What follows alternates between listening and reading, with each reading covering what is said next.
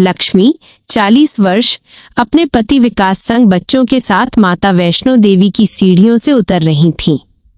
उन्होंने दुबले पतले गोलू को फटे कपड़ों में बैठे देखा। दया से कुछ नोट उसकी मुट्ठी में रखे और आगे बढ़ने लगी। तभी भीख मांगने झुके गोलू का हाथ लक्ष्मी की साड़ी का पल्लू पकड़ लेता है। यह स्पर्श बच्चे का नहीं, प्रौढ़ हाथ का एहसास देता है। गोलू ने भीख मांगना बंद कर तीखी पर दर्द भरी आवाज में पुकारा, अरे तुम यहां? तुमने मेरी बात नहीं मानी ना? लक्ष्मी ठिठक गई। पल्लू का खिंचाव अतीत की डोर से खींच रहा था। किसकी बात बेटा? लक्ष्मी ने मुड़कर झुकी आंखों से गोलू को देखा। गोलू अब सिर ऊपर उठाकर खड़ा हो गया। उसकी आंखों में प्रौढ़ पीड़ा और दृढ़ता का मिश्रण था। आवाज में बिछो का दर्द था। झूठ मत बोलो लक्ष्मी, तुम मुझे नहीं पहचान रही हो? मैं तुम्हारा स्वामी हूं, तुम्हारा प्रेमनाथ। जैसे ही उसने लक्ष्मी नाम लिया और आंखों से सीधा लक्ष्मी की आंखों में देखा, उनके पैरों तले जमीन खिसक गई, दिल की धड़कनें रुक गईं। लक्ष्मी नाम केवल दिवंगत पति ही इस अधिकार से पुकारते थे। गोलू रोने लगा। आंसू किसी बच्चे के नहीं थे बल्कि 30 साल के प्रेमनाथ के थे। उसने आगे बढ़कर लक्ष्मी के हाथों को पकड़ा, चूड़ियों को पहचानते हुए फुसफुसाया, तुमने दूसरी शादी कर ली ना? मेरा इंतजार नहीं किया? मैंने कहा था ना, इंतजार करना, माँ का ख्याल रखना। क्या वादा था वो? क्या तुम भूल गई उस रात की बात? मरने से पहले मैंने तुमसे गर्म दूध मांगा था, तुम रोती हुई लाई थी। तुमने मेरे हाथ में हाथ रखकर कसम खाई थी कि तुम मेरी ही रहोगी। उस गर्म दूध की कसम तोड़ दी तुमने। लक्ष्मी कांप उठी, जमीन पर घुटने टेक कर बैठ गईं। गर्म दूध की बात तो कोई तीसरा जान ही नहीं सकता था। यह उनका अंतिम, सबसे निजी पल था। गोलू ने पिछली यादें बतानी शुरू की। आवाज गले में फंसने लगी। वो चांदी का कंगन कहाँ है? याद है, नेहा के जन्मदिन पर दिया था। तुम उसे लाल मखमल में लपेटकर रखती थी। क्या तुमने उसे फेंक दिया? रोते हुए तुम नारियल की बर्फी बहुत अच्छी बनाती थी।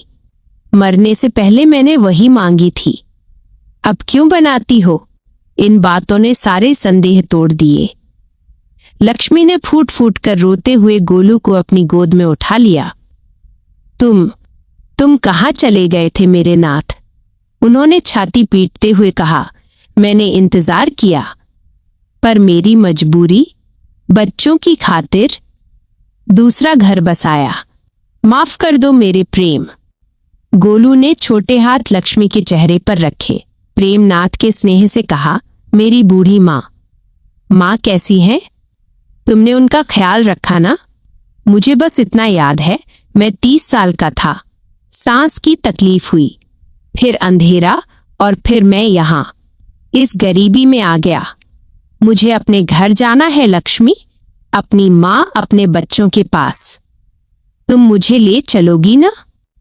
लक्ष्मी ने गोलू को कसकर सीने से लगा लिया। वैष्णो देवी के मार्ग पर प्रेम और पुनर्जन्म का ऐसा मिलन हुआ कि आसपास के लोगों की आंखें भी नम हो गईं। दिल्ली से गोकुल की ओर कार में बैठकर प्रेमनाथ, गोलू ने नई दुनिया को देखा। गोकुल पहुंचने पर गोलू ने गली के मुहाने पर गाड़ी रुकवा दी। बस यहीं रुको, इस गली से गाड़ी अंदर नहीं जाएगी। हमारी गली तंग है, मैं चलकर जाऊंगा। प्रेमनाथ गोलू गली के हर नुक्कड़ को पहचान रहा था। उसके मुख से 30 साल की यादों का भार था। यहीं पर सुबह हमारी भैंस पानी पीती थी। गोलू रोते हुए, मुझे भैंस की याद आ रही है। इस पीपल के पेड़ के नीचे मैं और जग्गी ताश खेला करते थे। जग्गी, ठीक है ना? उसने मुझे बहुत मारा होगा। विकास और बेटियां आश्चर्य से निशब्द थे। गोलू सीधे एक 3 मंजिला पुराने मकान के सामने रुका। जंग लगा दरवाजा और जानी पहचानी महक। यही है मेरा घर। चलो, जल्दी चलो, माँ दरवाजा खोलेंगी। उन्हें मेरे आने की खबर नहीं है। दरवाजा खटखटाने पर लगभग 80 साल की उनकी बूढ़ी माँ लड़खड़ाती हुई आई। उन्हें भ्रम हो रहा था। गोलू अब और इंतजार नहीं कर सका। उसने 30 साल के बेटे की दृढ़ आवाज में पुकारा, माँ, मैं आ गया। तुम ठीक तो हो? आज तुम्हारे हाथ का भरवा बैंगन खाना है मुझे। बूढ़ी माँ कांप उठी। भरवा बैंगन की बात, ये आवाज, उनके बेटे की आंखें। माँ, तुम मुझे नहीं पहचानोगी? मैं तुम्हारा प्रेम हूं। तुम क्यों रो रही हो? मैंने बोला था ना कि मैं वापस आऊंगा। मुझे सांस लेने में तकलीफ हुई थी। बूढ़ी माँ के मुख से चीख निकल गई। वो वहीं दरवाजे के पास बैठ गईं। कमजोर हाथों से गोलू को गोद में भरकर रोना शुरू कर दिया। मेरा बेटा, मेरा प्रेम, तू कहाँ था मेरे लाल? तू इतना छोटा क्यों हो गया? गोलू ने माँ के चेहरे को सहलाया। मैं कहीं नहीं गया था, मैं तुम्हारे पास ही था। अंदर से गोलू की जवान बेटियां नेहा और पायल बाहर आईं। गोलू की आंखें बाप के गर्व से भर गईं। देखो, मेरी नेहा, मेरी बड़ी बेटी, तू कितनी बड़ी हो गई। फिर वो पायल की ओर मुड़ा। दर्द भरी आवाज में, पायल, तुमने शादी की चिंता छोड़ दी है? मैंने तुम्हें कितनी बार समझाया था। तुम्हारा ख्याल कौन रखेगा? नेहा और पायल पिता के ये निजी शब्द सुनकर उसी क्षण जमीन पर बैठ गईं। नेहा ने रोते हुए कहा, पिताजी, आप सच में वापस आ गए? मैं रोज आपके बिस्तर पर सोती थी। पायल ने अपने छोटे भाई, जो उसका पिता था, को पकड़ लिया। पिताजी, मैं जानती थी। मुझे डर लगता था कि मेरी शादी कौन करेगा। गोलू ने पत्नी लक्ष्मी की ओर मुड़ा। लक्ष्मी, तुम यहाँ क्यों खड़ी हो? ये लड़कियां बड़ी हो गईं, क्या इन्हें काम सिखा रही हो? अब मैं आ गया हूं, तुम बस मुझे गर्म दूध दो। लक्ष्मी ने आगे बढ़कर बच्चे को सीने से लगा लिया। हाँ, तुम ही हो मेरे स्वामी, मेरे प्रेमनाथ। तुमने अपने स्वामी धर्म को निभाया। मैं तुम्हें हमेशा गर्म दूध दूंगी। जग्गी और विकास का निर्णय। शोर सुनकर पड़ोस का मोटा तगड़ा जग्गी अंदर आया। क्या हुआ चाची? ये बच्चा कौन है? गोलू प्रेमनाथ ने जग्गी को देखते ही चिल्लाया। अरे जग्गी, तू अभी भी इतना मोटा है। तुझे याद है हमने ताश में कितनी धोखाधड़ी की थी? तू मेरी भैंस का दूध पी गया था ना? जग्गी एकदम से जम गया।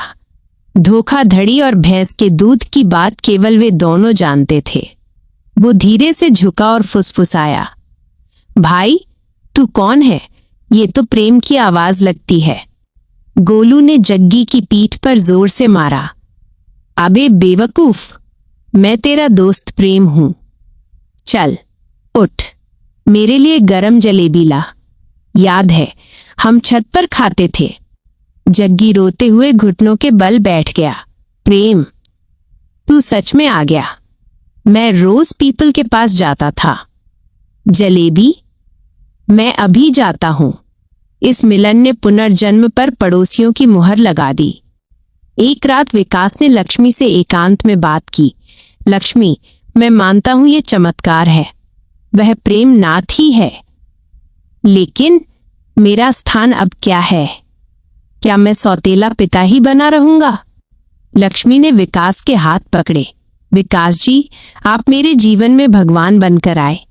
मैं आपकी पत्नी हूं, आपका सम्मान करती हूं, लेकिन वह मेरे स्वामी हैं, मैं उन्हें छोड़ नहीं सकती।